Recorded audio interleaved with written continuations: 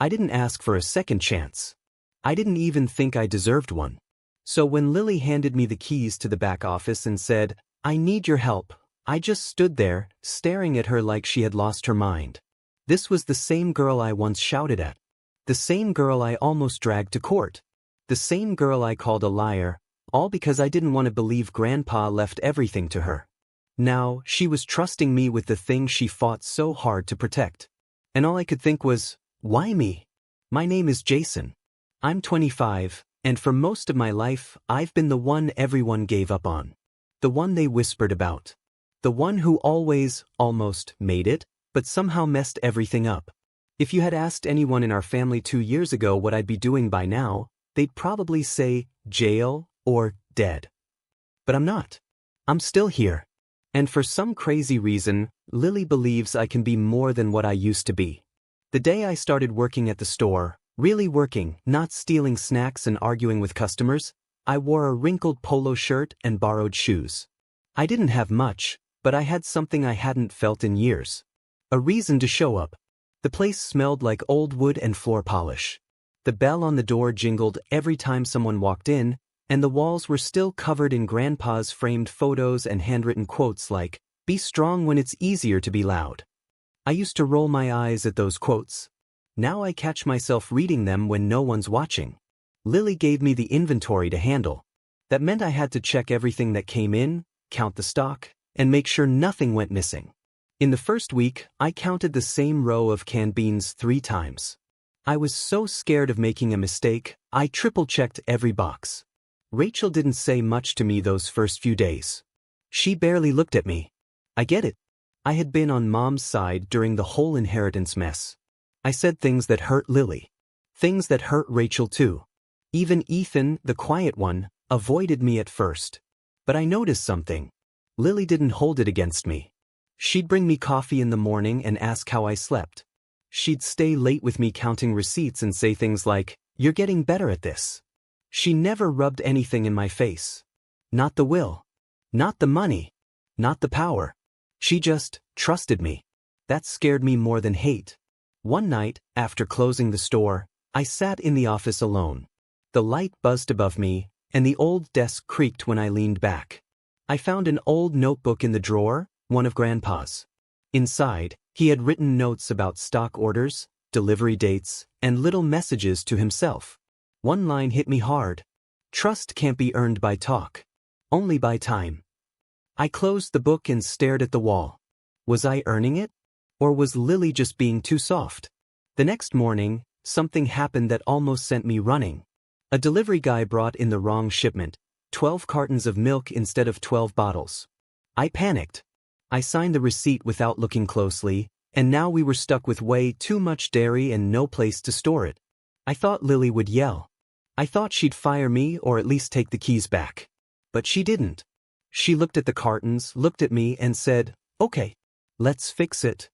Just like that. We called around. Found a soup kitchen nearby that needed food. Donated half of the milk. Kept the rest for a weekend sale. By the end of the day, the mistake turned into something good. I walked home that night feeling something I hadn't felt in a long time. Proud. Not because I was perfect, but because I didn't run. Rachel still didn't smile at me much. One evening, I caught her looking at me while I restocked the bread shelf. She didn't say anything, just shook her head and walked away. Later that night, I found a note on the counter. Her handwriting. "I don't trust you yet, but I see you trying. Don't stop." I folded the note and kept it in my wallet. One day, I'll earn her trust too. A few weeks later, someone from my past showed up at the store. He used to be my guy, back when we used to hustle phones and run street jobs for quick cash. I hadn't seen him since before the will drama. But there he was, leaning against the freezer, grinning like nothing had changed. "Jay," he said. "Look at you, boss man now." I laughed nervously. "I just work here." Yeah, he said. "But you got connections now, right? Let's talk after hours." I should have said no right there. But part of me wanted to hear him out. Not because I wanted to go back to that life, but because it felt good to be seen as someone useful again. Later that night, we met behind the store. He lit a cigarette and leaned close. "I got a deal," he said. We move a little product through your back door. Nothing big. You make double what you make now. Nobody gets hurt. I stared at him. Was he serious? Lily trusts me, I said. I can't do that. Dre laughed. She's not your mom, bro. She's just the girl with the keys. No, I said. She's the girl who gave me a second chance when nobody else did. He shook his head and walked away. You used to be real, man. I stood there for a long time after he left, shaking. Not because I was scared of Dre, but because I almost said yes. The next morning, I couldn't look Lily in the eye. I handed her the keys like I always did after locking up, and she smiled the way she always does, soft, calm, like everything was fine. But everything wasn't fine. Because last night, I almost sold her out. One yes, and all her trust would have meant nothing. I kept thinking about what Dre said. She's just the girl with the keys. But that wasn't true. Not anymore. She wasn't just the girl with the keys. She was the reason I even had something to protect. After we opened the store and Lily went to the back to check the books, I stood by the bread shelf, pretending to arrange loaves. My hands were shaking. I could hear my heartbeat in my ears. I thought about telling her. But I was scared. Not scared of her yelling. I hadn't seen Lily yell, not once. She didn't raise her voice. She didn't throw words like weapons. She did something worse. She believed in you, even after you messed up. And that kind of faith? That was harder to face than anger. Rachel came in later that morning, wearing her hoodie and headphones, sipping on a smoothie. She walked past me without a word. But I caught her looking at me through the mirror behind the register. I didn't flinch. Let her stare. Let her doubt me. I deserved it. A customer came in, Mrs. Gilbert. Old woman, always wore red lipstick and smelled like lavender soap. She smiled at me and asked where the sugar was. I took her to the aisle, helped her reach the top shelf, and even carried her basket to the counter. Such a polite young man, she said to Lily as she paid. Lily smiled. Yes, he is. I blinked. Was she talking about me? When I got home that night, I couldn't sleep. I laid on the small couch Lily let me crash on and stared at the ceiling. The room was quiet except for the faint hum of the refrigerator and Ethan's soft breathing from the next room. I pulled out the folded note from Rachel, the one that said, I don't trust you yet. But I see you trying. Don't stop. Then I grabbed my phone. I texted Dre. Don't ever come back. I'm not that guy anymore. He didn't reply. And for the first time in a long time, I didn't care if someone walked away. The next week, Lily asked me to help her with a stock report. It was late and the store was quiet. Just me, her, and the soft sound of the wall clock ticking.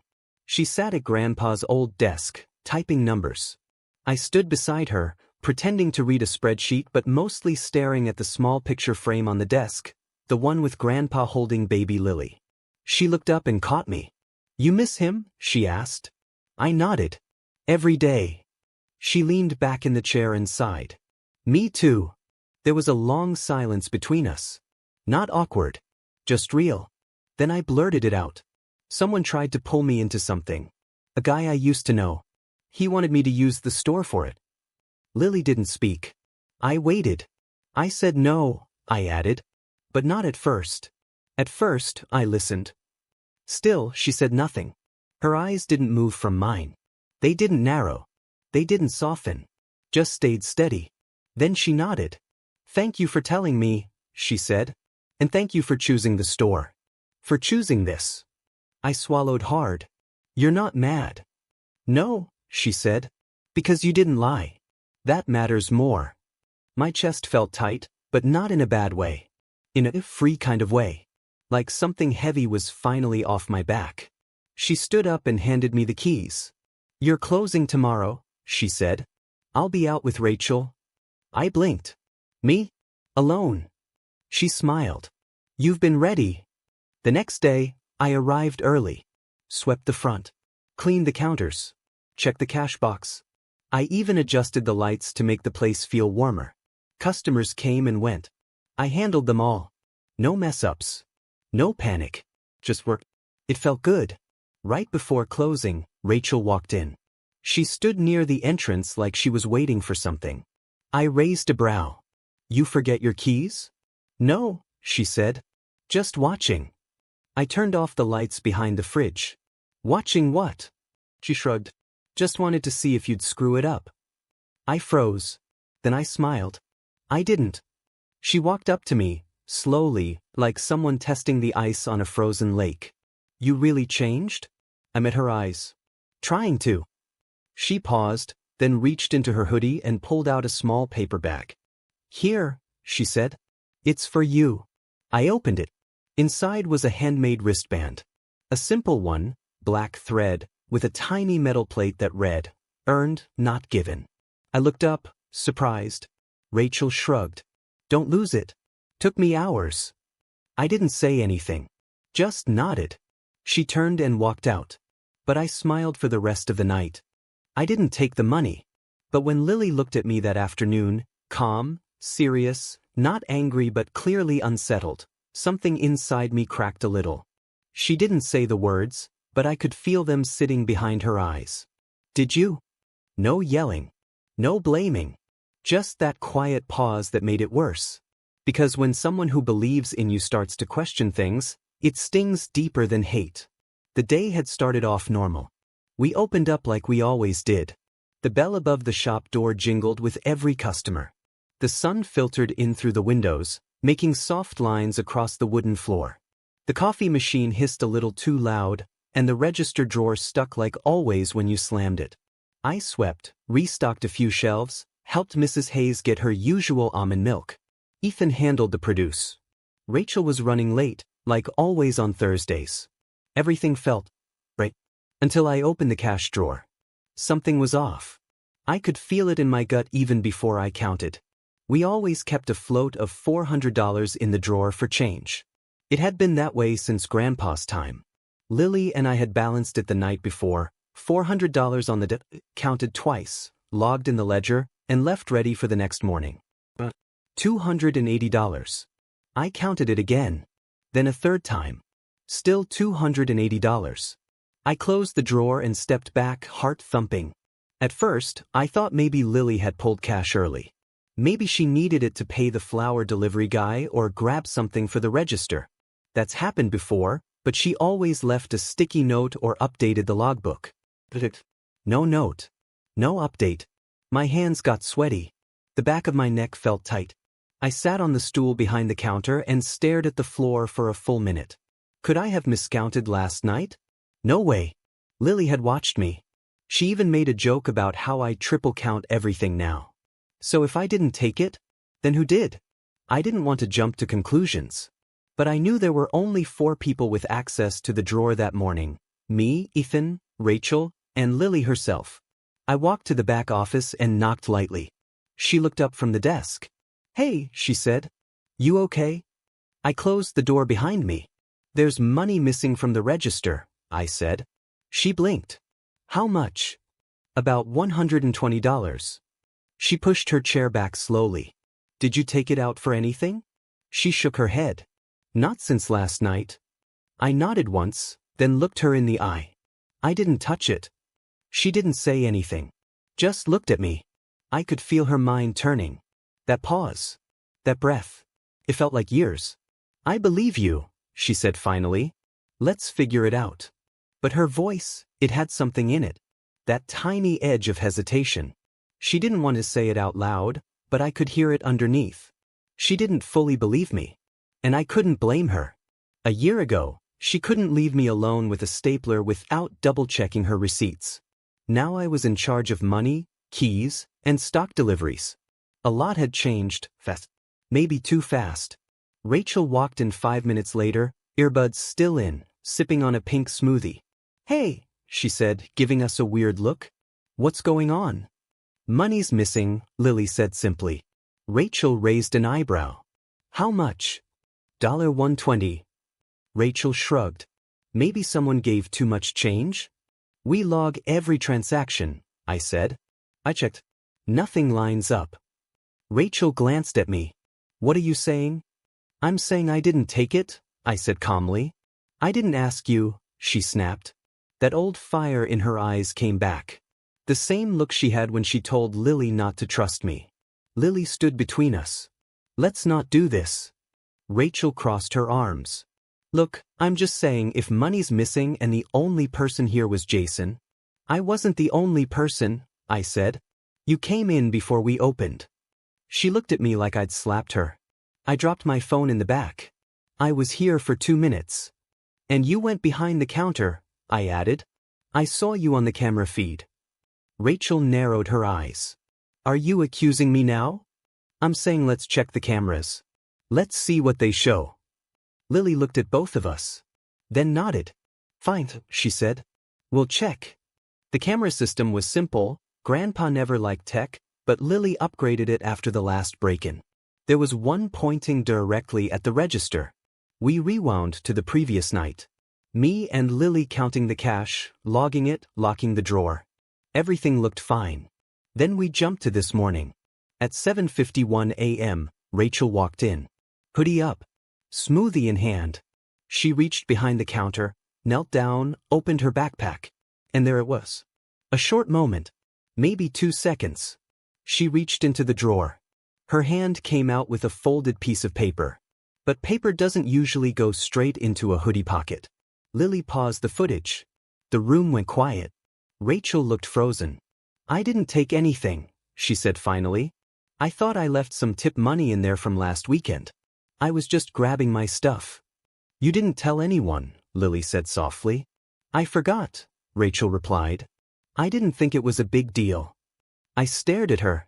You let me stand here looking guilty, I said. And you knew you went in the drawer. Rachel's face flushed. She looked like she wanted to say something, then stopped. Lily exhaled. Do you still have the money? Rachel nodded slowly. It's in my locker. She walked out of the room. The silence that followed felt like wet concrete. Lily looked at me. I'm sorry, she said. I nodded. It's fine. But it wasn't. Not really. That night, I stayed late to mop the floors. Lily offered to help, but I told her I needed some time. After she left, I sat on the stool behind the counter, staring at the register. I didn't cry. I didn't scream. But inside, I felt something heavy fall down and crash into the old parts of me I thought I'd buried. The part of me that used to believe I'd never be more than a disappointment.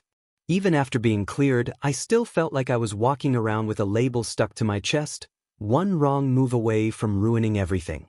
I pulled out my phone and opened the photo I saved months ago, the one of Grandpa standing outside the store, apron on, thumbs up, big grin on his face. Under it, I had typed a note to myself. Don't let what you were stop who you're becoming. I stared at those words until the lights timed off automatically. Then I whispered out loud. I'm not going back. The next morning, I came in before sunrise. The sky was still dark. The town quiet. The streetlights buzzed above the sidewalk. When I opened the door, there was a note taped to the counter. My name on it. I opened it slowly. Jason, I messed up. You didn't deserve that. Thanks for not blowing up at me. I still don't know how to trust you. But maybe you're the only one of us who's trying to earn anything. I folded the note and placed it in my wallet, right next to the first one. When Lily told me I was going to lead the supplier meeting, I froze. I looked at her like maybe she meant someone else. Maybe she was talking to Ethan. Or maybe she forgot that I'm the guy who just last week had to prove he didn't steal from the cash drawer. But she didn't blink. You're ready, she said, tapping the clipboard. You know the products better than I do now. And most of the orders go through you anyway. My throat felt dry. But I've never. You'll be fine, she said, cutting me off. Just be honest. Just be you. That sounded easy enough. But being me still felt like walking through a minefield. What if I said the wrong thing? What if I mixed up the prices? What if they looked at me and saw a fake, someone playing grown-up, pretending to belong? Lily patted my shoulder. I'll be right beside you. But you'll be in charge. I nodded slowly.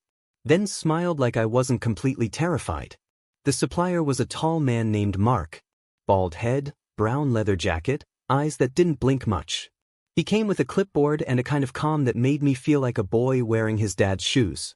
He shook Lily's hand, then turned to me. You the new manager? He asked. I cleared my throat. Yeah. Jason. He nodded. All right, Jason. Let's get into it. We sat at the back table in the office. The smell of fresh bread still lingered in the air from that morning's bake. The lights above us flickered once, and I stared at my notes like they held all the answers to life. Mark asked questions. Big ones. How much dairy product do you want to restock for next month? What about the new eco-friendly packaging deal? Any changes in bulk flour quantity? I answered each one. Slowly. Carefully. I didn't rush. I didn't guess. And when I didn't know something, I said it clearly. I'll need to double-check that and get back to you. He raised an eyebrow the first time I said it. Then he smiled a little. Smart, he said. Most new guys try to guess their way through. My heart relaxed a bit. I was doing okay. Lily sat beside me, letting me handle it all. She didn't interrupt, didn't jump in, didn't correct me. Every now and then, she nodded or jotted something down, but mostly, she just let me lead. When the meeting ended, Mark stood up and shook my hand again. You're a good fit for this place, he said. Reminds me of your grandpa. Straight shooter. That hit me like a warm gust of wind. I waited until he left before I said anything. Then I turned to Lily. Did you really mean to let me lead that? She smiled. You already were. I just gave you the table. Later that evening, while restocking the cereal aisle, Ethan came over holding a piece of paper. Hey, he said. You dropped this. I looked at the paper. It wasn't mine. He handed it to me anyway. It was a flyer. Something from the mail, probably. But scribbled on the back was a note. Call me. Need to talk. D. My chest tightened. I hadn't heard from Dre since I shut him down. I figured he got the message. But somehow, a note had ended up in our store. In my hands. Where did you find this? I asked Ethan. He pointed toward the back door. It was tucked behind the broom in the supply closet. I stared at the paper. Had Dre been inside? Or did he slide it through the back door gap? Either way, it meant one thing. He wasn't finished. I crumpled the paper and shoved it in my pocket. That night, after we closed, I told Lily everything. She didn't flinch. She didn't panic. She just listened. I thought it was over, I said. I thought he was gone. Lily leaned forward, elbows on the table. He's testing you, she said. Because you're growing. And people like that hate growth. I nodded slowly. I don't want anything to mess this up. She looked at me, serious, soft, strong. It won't, she said. Unless you let it. The next day, I came in early again.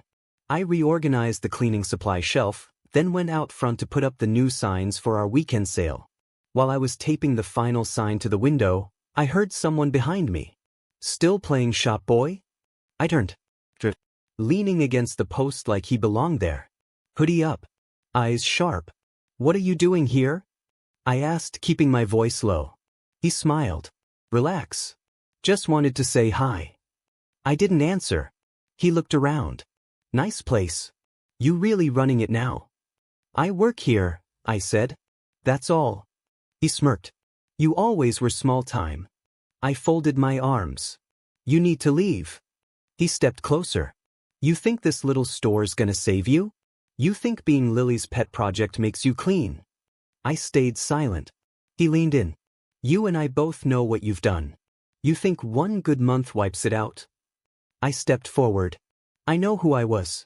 And I know who I'm trying to be. That's more than I can say for you. He stared at me.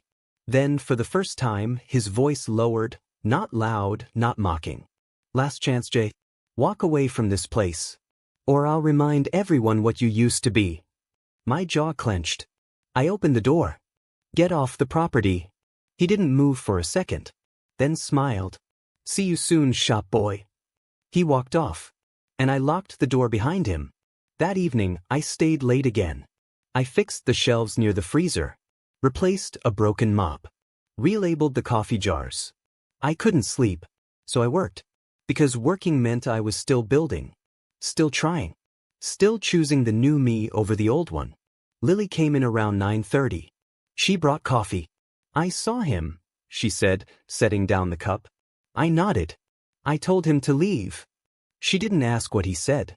She didn't need to. She just placed a small key on the counter. What's this? I asked. Storage room. We're redoing it. I want you to design it. Me? She smiled. Only someone who's fought this hard deserves to build something permanent. The rumor hit before lunchtime. It started small, a whisper from the woman in the blue cardigan who always asked for her milk bagged separately. Then the man with the gray cap who usually laughed with Ethan barely said a word that morning. By noon, 3 different customers had given me the same look. The kind that didn't say, "Good morning," but, "Is it true?" I didn't know what they'd heard, but I knew where it came from.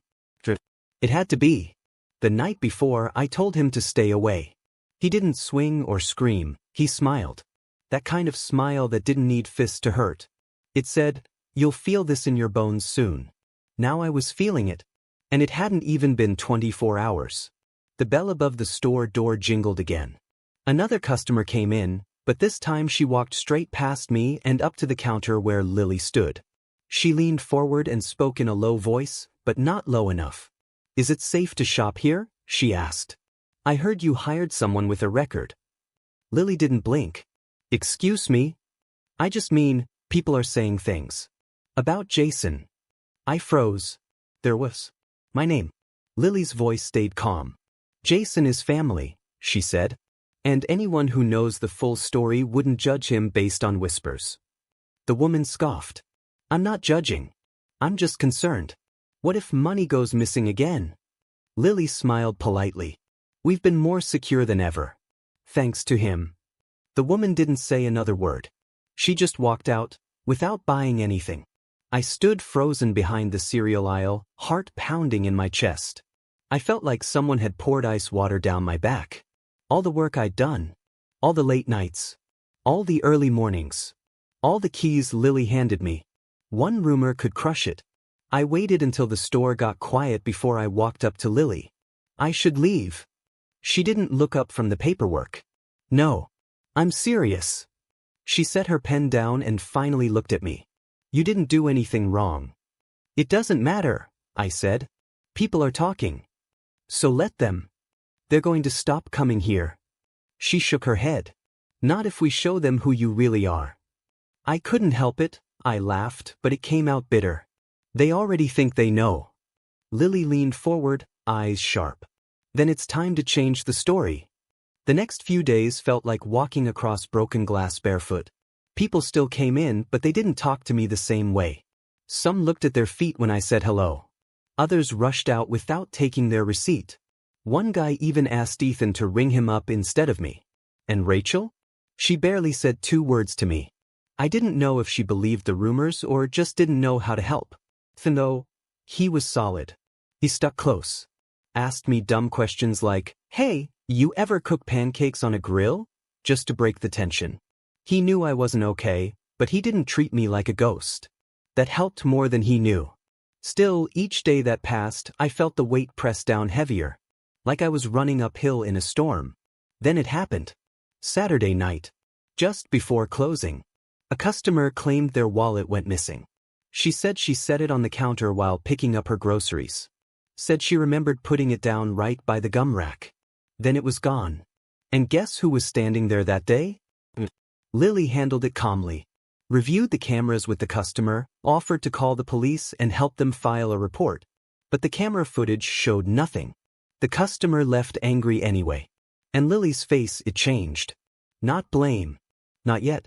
But tired. She was tired. I could see it in the way she rubbed her temples.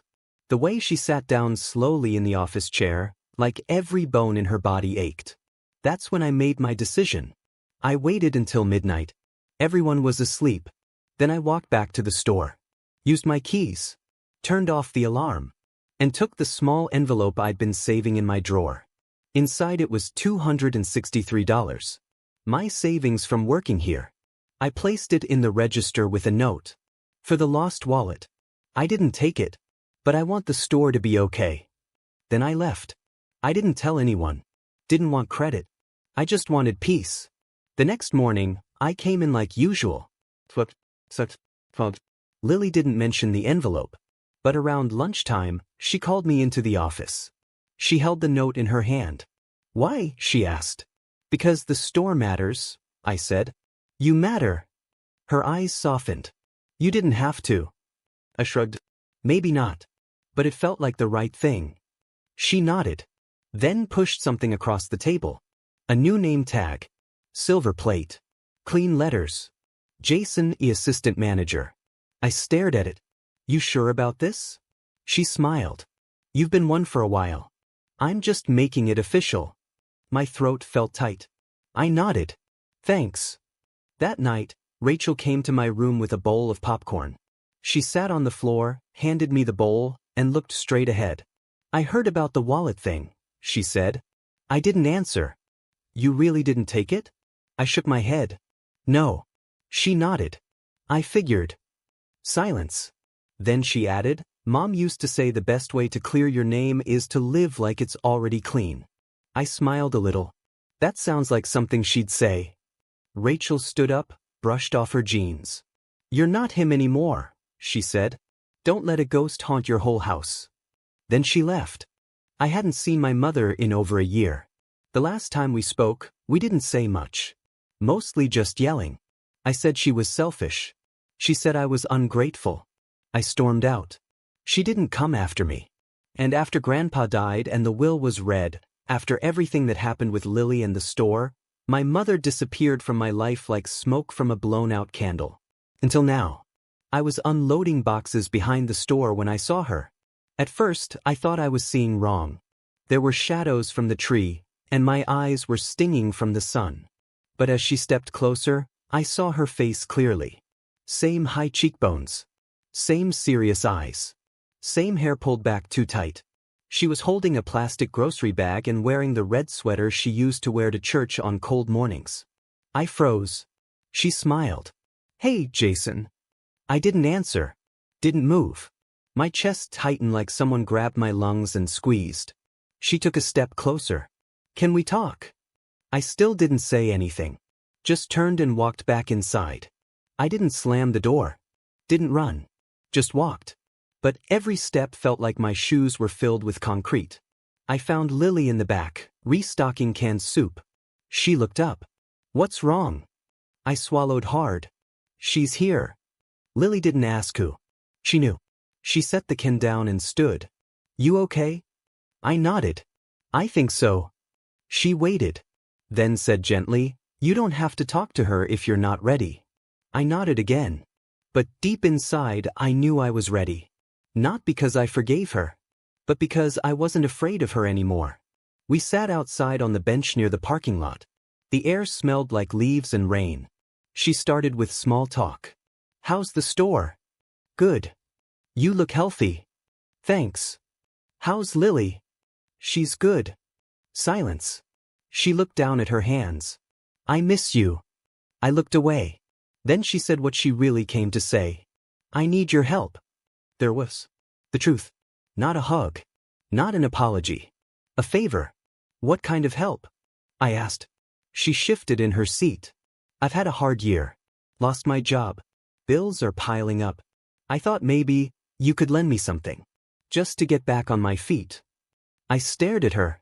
You haven't called me in a year. And now you want money. I didn't know where else to go, she said. I looked her straight in the eye. You went to the lawyer when Grandpa died. She looked down.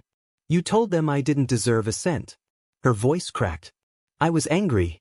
And scared. You tried to take the store from Lily. I know. You said I was too damaged to run anything. She blinked fast. I was wrong, Jason. I waited. I was wrong, she repeated. About all of it. About you. Her voice was quiet now. I see what you're doing here. I heard you turned everything around. And I'm proud of you. The words should have meant something. But they felt light. Like they were floating above us, not landing. I'm not doing this for pride, I said. I know. I'm doing it because Lily gave me a second chance. She nodded. I didn't. No, I said. You didn't. She pulled something out of her bag, a folded envelope. This is the deed to my old car, she said. I want to sign it over to you. As a sign I'm not just here to take. I looked at it. I don't need your car. She nodded slowly. I just need you to know I'm trying. I sat there for a long time. Finally I said, I can help. A little. Her eyes lit up. But not with money. She blinked. What then? You need work.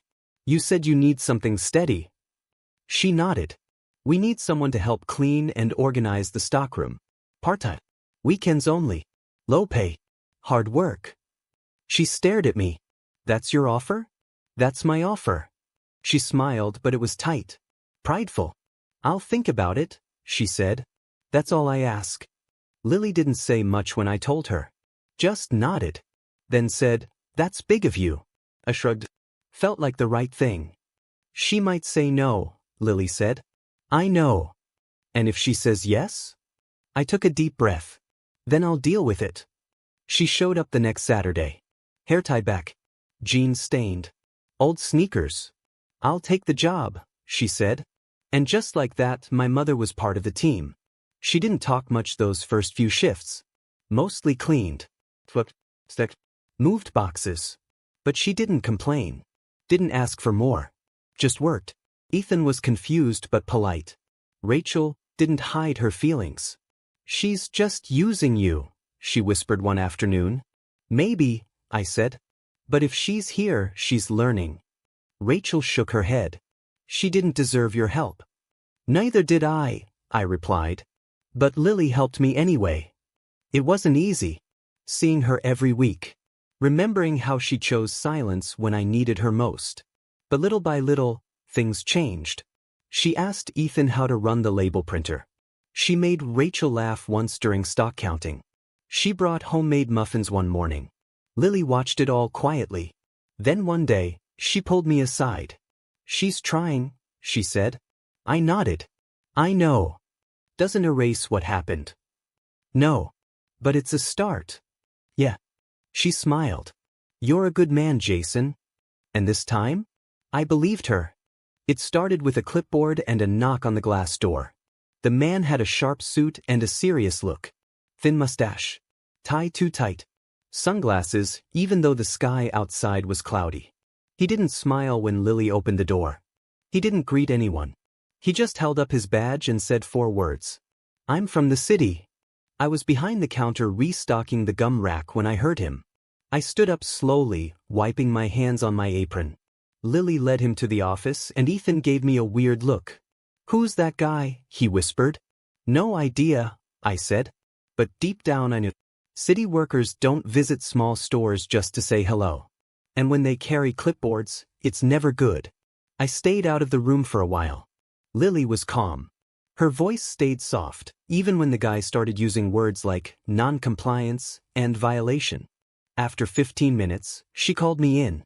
Jason, meet Mr. Redding, she said. He shook my hand like he didn't want to.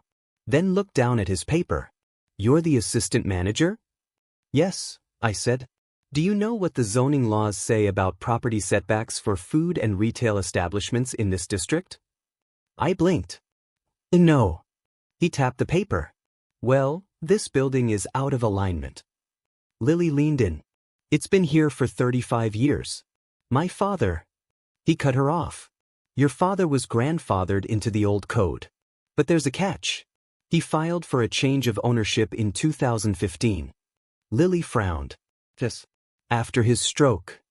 Mr. Redding nodded. That update cancels the grandfather clause. Legally, this place has to meet current zoning requirements. Lily looked at me. Then back at him. What does that mean for us? He flipped the page and read aloud. Store must relocate loading zone to rear entrance, remove sidewalk signage that extends past 4 feet, and provide proof of accessible restroom facilities for public use. Lily rubbed her forehead. That would cost us thousands. He didn't flinch. You have 2 weeks to comply or face a shutdown. I stood frozen. Lily's face stayed calm, but I could see her chest rise and fall faster. This is our family business, she said. I don't make the laws, Mr. Redding replied. I just enforce them. He left without shaking hands. Just a warning notice and the weight of panic hanging in the room. We held a team meeting after closing. Just the 4 of us. Me, Lily, Rachel, and Ethan. I laid the paper on the table and read every line out loud. Every warning. Every fine. Every deadline. Rachel was the first to speak. This isn't fair. It's not, Lily agreed. But it's real. Ethan leaned back. What if we just move the signs and patch the bathroom? It won't be enough, I said. The loading zone's the big issue. Rachel folded her arms. We can't afford to redo the entire back entrance. Silence. Lily finally said, we have a little emergency money. But it's not enough. Rachel looked at her. What happens if we don't fix it? We shut down, Lily said quietly. I stood up. I'll talk to someone. Lily looked up. Who? Mr. Henson. He's the zoning coordinator for this district. I saw his name on the paperwork. You think he'll help? I don't know, I said. But I'll try. Lily nodded once. And just like that, I had my first city meeting. Mr. Henson looked like someone's kind grandpa. White beard. Soft voice. Wrinkled hands. He wore a cardigan and offered me a cup of tea. We sat in a quiet office filled with maps and old plaques. I handed him the warning letter and waited. After reading, he leaned back and sighed. I remember this property, he said. Your grandfather built it by hand. I nodded. He was a good man, Mr. Henson added. He taught me everything I know, I said. He looked at me closely.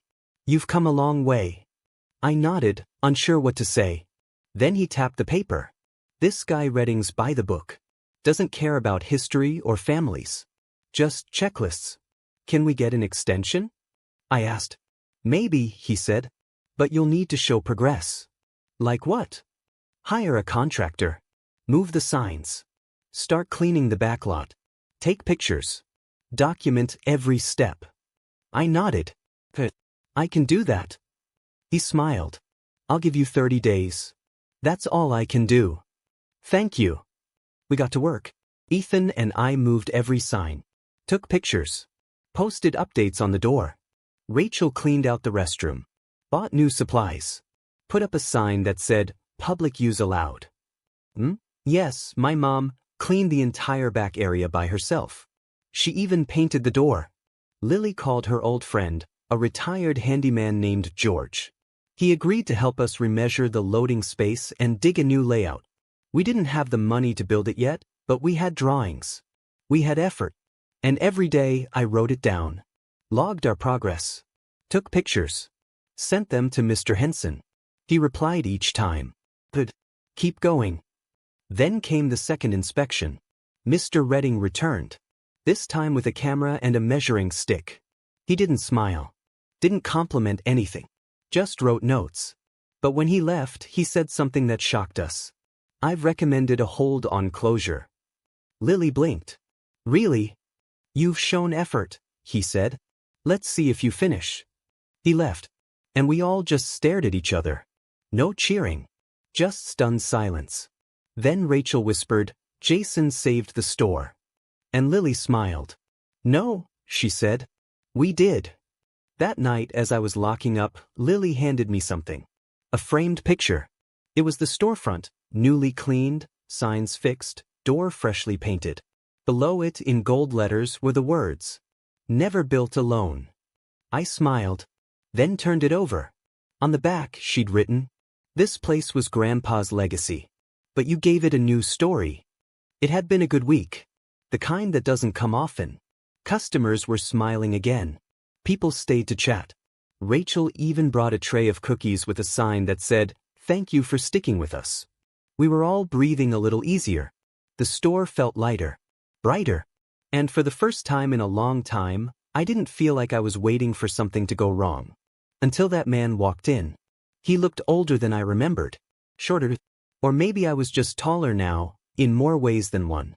He wore a gray jacket, his hands shoved into his pockets, and he had this tired look in his eyes. The kind you see in people who've carried something heavy for too long. His name was Mr. Collins. And he used to work with my grandpa. Used to, until he was caught stealing from the register. It nearly ruined our family back then. Grandpa let him go quietly, didn't press charges. But the trust was broken. And the store lost money. That's when Grandpa started locking everything, even from people he loved. I hadn't seen Mr. Collins since I was 16. But I recognized him the moment he walked through the door. He looked around the store like it was a place he once lived in and wasn't sure he was allowed to come back to. Then he looked at me. I stood still behind the counter. "Jason," he said softly. I nodded. "Hi." He took a step forward. "You probably don't want me here." I didn't answer. He looked down, cleared his throat. "I heard about everything. Lily running the store. You stepping up. Your grandfather would be proud." That part made my chest ache. "Why are you here?" I asked. He reached into his coat pocket and pulled out a folded letter. "I wrote something," he said. "For Lily. I'd like you to give it to her." I didn't reach for it. "Why don't you give it to her yourself?" He let out a long breath. "Because I don't think she'd take it from me." I stared at the paper in his hand. My heart was beating faster than it should have been. "I just want her to know I'm sorry," he said. "That I think about what I did. Every day." The anger in me started to rise. This man almost broke my grandpa. And now he wanted peace? Now, after Grandpa was gone? I clenched my fists. "She trusted you," I said quietly. "I know. She left you to close the store one night and you stole over $1,200. He closed his eyes. "I know. She defended you when Grandpa wanted to call the cops." He nodded. "And you disappeared." His eyes filled with tears. I couldn't face what I'd done. I stayed silent. He held out the letter again. "Please, just give it to her. I'm not asking for anything else." I looked at the letter. Then I looked at him. And I took it. Lily was in the back sorting delivery slips when I came in. I didn't say anything at first. Just handed her the letter. She looked at it, saw the name written on the corner, and froze. "Where did you get this?" she asked. "He was here," I said. "He asked me to give it to you." She didn't open it. She sat down on the small chair by the coffee table and just stared at the envelope like it had teeth. I waited. Then she spoke. "I used to trust him like family," she said. "He knew things no one else did. Grandpa gave him keys to the place before he gave them to me." She looked up at me. "When the money went missing, it was like someone stabbed us in the back and smiled while doing it." I nodded. "I get it." She ran her fingers over the envelope's edge. I wanted to believe he had a reason. A sick wife. A gambling problem. Something I could understand. But there was nothing. I stayed quiet. "He broke something in me, Jason. Not just trust. Faith in people." She stood up and walked to the trash can. Then she paused. Opened the envelope. Inside was a one-page letter, handwritten in shaky pen. She read it slowly. Her face didn't change much. Just her eyes, blinking slower, softer. When she finished, she folded it back up and held it in both hands. "I'm not ready to forgive him," she said. "That's okay. But I'm glad he wrote it." I nodded. She looked at me. "Would you have given it to me if I said not to?" I thought for a moment. "No." She smiled. "That's what makes you different now." The next day, Mr. Collins came back. He didn't come inside. Just stood near the parking lot bench. I walked out and met him there. "She read it," I said. He blinked fast. "She did. She's not ready to talk." He nodded. "That's more than I deserve." I studied his face. "I don't know what happens next," I said. "But I think writing the letter was the right first step." He smiled. A small one. Then he walked away. And I let him. That evening, Lily handed me something, a small notebook. "What's this?" I asked. "Grandpa's journal." I opened it carefully. Inside were old notes about deliveries, store ideas, people he trusted, and people he didn't. But on one page, written in large letters, were the words, "Everyone falls. But not everyone stands back up." Lily smiled at me. "You stood back up, Jason." I smiled too. But it wasn't pride. It was peace. It was a normal Thursday morning. Nothing strange. Nothing heavy in the air. Just the smell of fresh bread, soft jazz playing from the small radio, and the usual rhythm of customers moving through the aisles. Rachel was labeling the new cereal boxes. Ethan was checking the receipt printer. Lily was outside on a quick call. My mom was cleaning behind the soda fridge. And I was in the storage room. That's where it started. A flicker. A strange smell, not dust, not food. Something sharp. Like plastic melting. At first, I thought it was a delivery box left near the water heater. Maybe something spilled. But then I turned toward the far corner, and I saw it. Gray and thick, curling up from the bottom of a power outlet. The extension cord plugged into it sparked. Then the outlet itself popped, loud, like a firecracker. And then I saw the flames. Small at first, but fast. They licked the edge of the wooden shelves, caught the old curtain we used to hide the broken fridge parts, and suddenly the corner lit up like someone had turned on a red lamp. My heart dropped. I jumped back, slipped a little but caught myself. Then I ran. Not out of fear. Out of instinct. I slammed the storage room door shut and grabbed the fire extinguisher from the wall. My hands shook as I yanked the pin. Fire! I shouted. Everyone out. Now. I sprayed the door seam, trying to slow the smoke. White foam hissed and sizzled. Rachel froze. Ethan dropped the roll of paper in his hand. Jason. Lily called from outside. There's a fire in the back. Get everyone out. My mom ran to Rachel and pulled her toward the door. Move, she shouted. Ethan grabbed the emergency key and unlocked the front gate. Lily ran back in to help. No, I shouted. Go around. Meet me at the back. But. Go. She listened. I turned back to the storage room. Smoke was pushing under the door now. I could feel the heat through the handle. I grabbed a second extinguisher. Prayed under my breath. Then I opened the door. Flames had already climbed halfway up the shelves. The plastic bins were melting. Something popped. Maybe a bottle or bulb. I sprayed again, aiming low, sweeping left and right. The smoke stung my eyes. I held my breath, moved closer, sprayed again. And slowly, the fire started to die. The foam covered the floor. The flames weakened. Black smoke filled the air, but I kept spraying until the extinguisher hissed empty. Then I dropped it, coughed, and walked backward out of the room. My clothes smelled like chemicals. My throat burned. But the fire was out. Outside, the others were waiting. Lily ran to me first. Jason. I'm okay, I wheezed. Rachel handed me a bottle of water. I took a long sip and leaned against the wall. My mom was crying. Not loud. Just soft, steady tears down her face. I could have lost you, she whispered. But you didn't, I said. Lily looked toward the back entrance. What happened? Old cord, I said. It sparked. She nodded. You saved us. I shook my head. We all did. Everyone listened. Got out fast. Rachel folded her arms. You didn't get out. I shrugged. Someone had to stay. Ethan nodded slowly. You're a boss now. I chuckled weakly.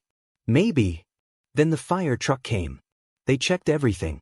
Gave us a small citation for having the broken fridge parts too close to the outlet, but praised us for acting fast. You probably saved the whole building, one of them said. I looked at Lily. She smiled. That night, we sat on crates behind the store. No one said much. We were tired. But we were safe. Lily finally broke the silence. You know, when Grandpa gave me the keys, I didn't feel ready. I looked at her. But you were, I said. She smiled. No, I learned. Just like you did. Rachel yawned. This family's weird. Ethan laughed. But solid. My mom leaned her head on my shoulder. I'm proud of you, she whispered. For once, I believed it. And I believed I earned it. The next day, a customer brought flowers. Said she heard what happened. Others came too, not for shopping but just to say, glad you're all okay. It felt like the whole neighborhood showed up with smiles and open hands. People brought donuts. Even coffee. One guy said, this place is the heart of the block. We can't lose you. Lily looked at me. You saved the store, she said. I shook my head. We saved each other. I stood in front of the store with a broom in my hand and a soft breeze on my face.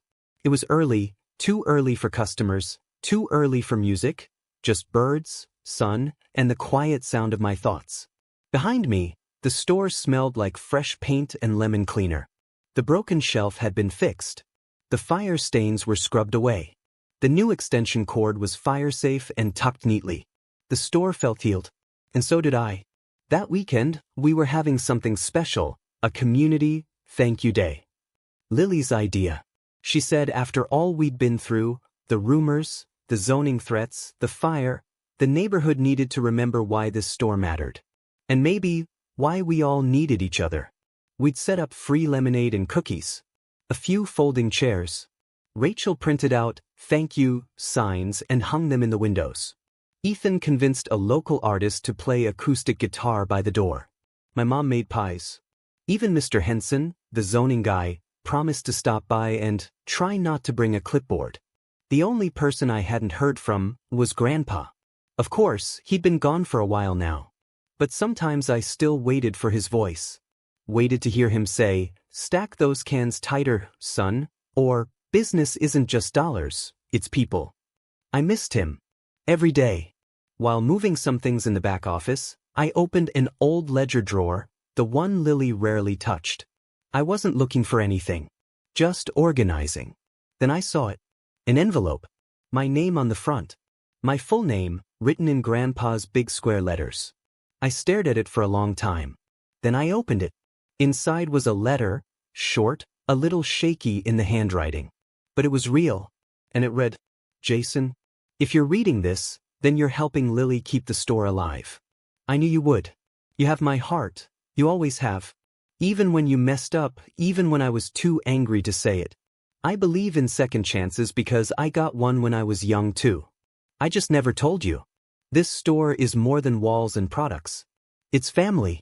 And you, son, you are part of its soul. Take care of it. Take care of them.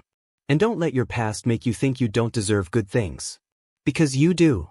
Love you more than you'll ever know. Grandpa." I don't remember sitting down.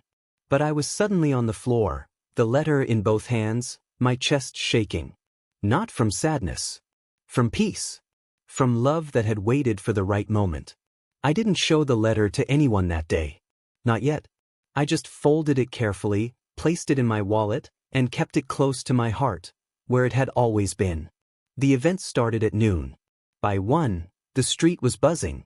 People stood in small groups, sipping lemonade, telling stories. Rachel made a playlist, and Ethan played host like a game show star. Lily wore a sun hat. My mom wore her apron, handing out pie slices with pride. Just watched. Helped where needed. Took it all in. At one point, a little boy came up to me holding a quarter. He pointed to the gumball machine inside. "Can you help?" I knelt beside him and showed him how to turn the knob. Out popped a bright red gumball. His eyes lit up like magic. "Thanks, mister." And he ran off. I stood there smiling, hands still on the machine. That's when I realized I used to be him. Running through these aisles. Looking up at Grandpa like he hung the stars. And now? Now I was standing in his shoes. Not perfect. Not always sure. But standing. Later that afternoon, Lily pulled me aside. "You okay?" she asked. I nodded. "Better than okay." She smiled. "This place feels different lately." "I know." Like it grew a heart. I smiled back. Maybe it found the one it lost. She looked at me for a long second. Then handed me a small box. Inside was a key. Familiar. I looked at her. "Is this?" "It's the main key," she said. "To everything." I held it in my hand. It was heavy. But not in a bad way. "I'm not going anywhere," she said. "But this belongs to you now." I didn't know what to say. So I just hugged her. Tight. That night, after everyone went home, I stood in the middle of the store alone. Lights off. Just the moon through the front windows. And I said out loud, "Thanks, Grandpa. For trusting me. For loving me when I didn't deserve it. For leaving me this place, and this purpose." I placed the key in my pocket. Then I turned off the last light. And walked out. Not as the boy who made mistakes. But as the man who built something stronger. If you've stayed with me till the end, thank you. I used to think second chances weren't for people like me. I thought once you mess up, that's it. But standing here now, I know something different. Family is more than blood. It's who shows up when everything's broken. And purpose doesn't always shout. Sometimes, it whispers in the place you almost gave up on. This was my story. But there are more. If you want to hear what happened to Rachel, or what Ethan's hiding, then stay close. Subscribe to Spesh Stories for the next chapter. Because every voice matters. Even the ones we almost lost.